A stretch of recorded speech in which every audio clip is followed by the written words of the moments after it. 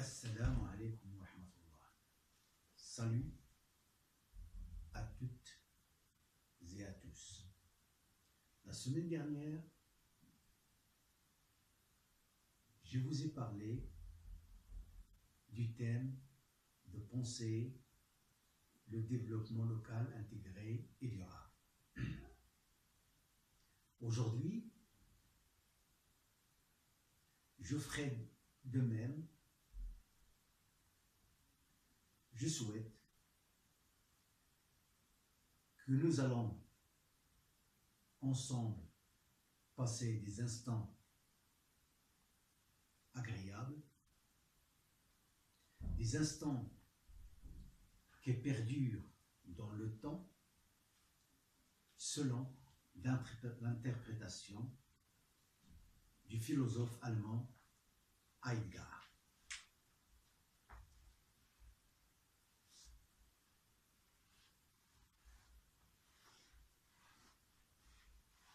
Je pense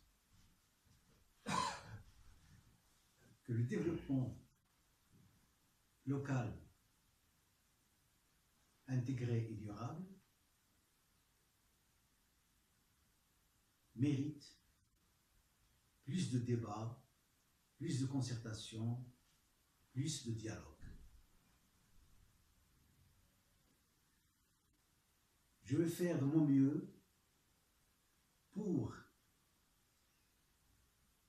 admettre que vous allez me suivre, me comprendre,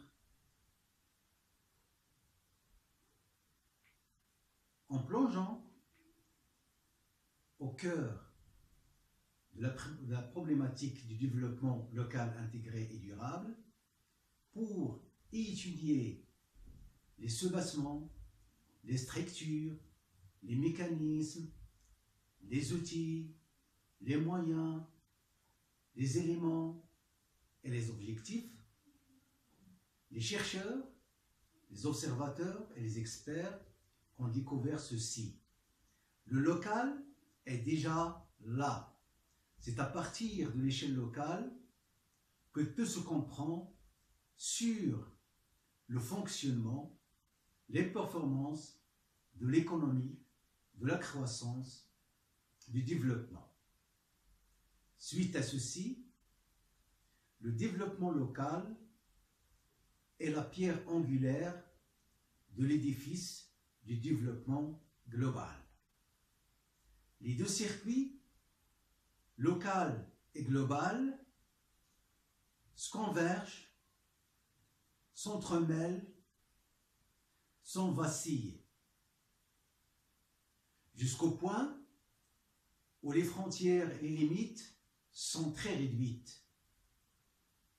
Par conséquent, les spécificités locales, les nouveaux modèles de développement émergent sous l'impulsion de la mondialisation. Donc, le choix des pays, des États, de l'intégrer ou de s'y opposer n'est pas à l'ordre du jour. Elle n'est pas inscrite ni sur le calendrier, ni sur les agendas du XXIe siècle. Seuls les pays qui hésitent et trébuchent de prendre le train de la mondialisation seront condamnés à la marginalisation, voire sombrer dans le chaos. Je crois que tous les pays du monde, riches et pauvres, sont en recherche permanente de réaliser ou de consolider leur intégration par le retour à la dimension régionale et locale pour mener des politiques locales de développement et réaliser leur intégration dans un monde de plus en plus mondialisé. C'est vrai que la mondialisation ou la globalisation a des aspects de sauvagerie et présente des angoisses, des frustrations et des cauchemars, surtout pour les pays pauvres et ceux qui connaissent des situations difficiles. Cependant, elle est inévitable. Reste que la communauté internationale doit assumer toutes ses responsabilités de régulariser cette mondialisation, de l'achever et de l'humaniser. Cette mondialisation présente aussi des atouts, des opportunités, des occasions qu'il faut savoir en tirer les profits pour répondre aux besoins, aux attentes des populations autochtones, des communautés locales, des minorités et des générations futures. De cet état de fait, les acteurs locaux, qui sont issus des sphères étatiques, politiques, civiles et privées, doivent approprier la culture du volontariat, de l'engagement citoyen, d'ouverture, d'entrepreneuriat, de partenariat, de responsabilité, de solidarité, d'altruisme et de bénévolat. Ces mêmes acteurs doivent incarner encore les principes et les notions de la bonne gouvernance,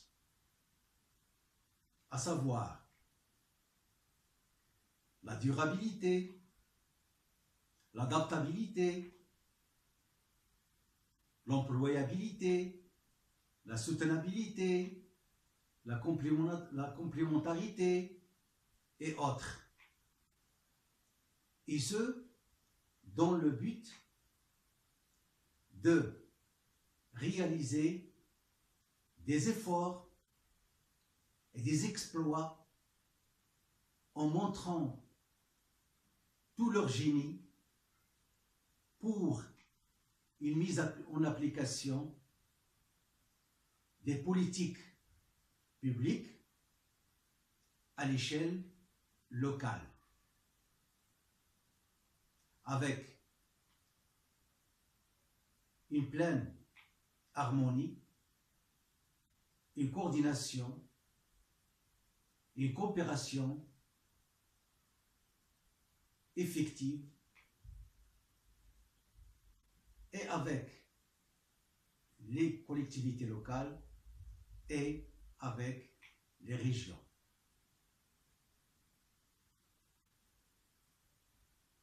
Cela nous mène à parler des efforts qu'il faut entreprendre pour réduire les écarts sociaux et spatiaux qui entravent les processus de développement dans les pays qui enregistrent du retard en termes d'intégration dans un monde mondialisé. Pour conclure, j'aime bien vous raconter une anecdote. La mondialisation, pour moi, c'est comme un animal sauvage qui veut tout dévorer et qu'il faut adoptée et dressée, comme le fait les hommes et les femmes du cirque.